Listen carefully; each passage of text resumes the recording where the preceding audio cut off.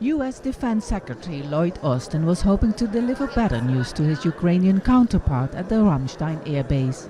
But there was to be no commitment from Germany that it would send its Leopard tanks to Ukraine. We don't fear anything. We have just responsibility for our population in Germany and in Europe. And we have to balance all the pros and cons before we decide things like that, just like that. This is nothing else. And I'm very sure that there will be a decision in the short term, but I don't know why, and I don't know how the decision will look. This lack of a concrete timeline is despite Germany's NATO allies and Ukraine itself pressuring hard for the tanks to be sent. I encourage you to make such decisions that can deprive Russian evil of any power. You can start this policy today. It is in your power to make a Ramstein of tanks, not to bargain about different numbers of tanks, but to open a principled supply that will stop Russian evil.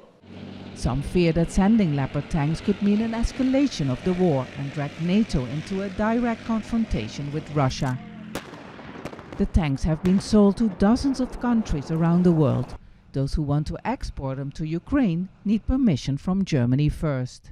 After weeks of international pressure, Germany has made it clear that it will take a decision on whether or not to send Leopard tanks to Ukraine in its own time.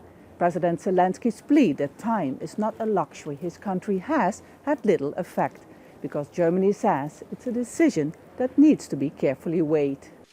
Despite the setback, there have been promises of new military hardware for Ukraine.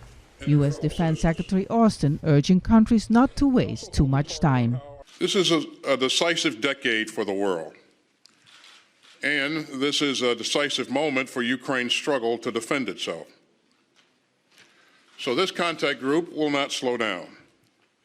We're going to continue to dig deep, and based upon the progress that we've made today, I'm confident that Ukraine's partners from around the globe are determined to meet this moment.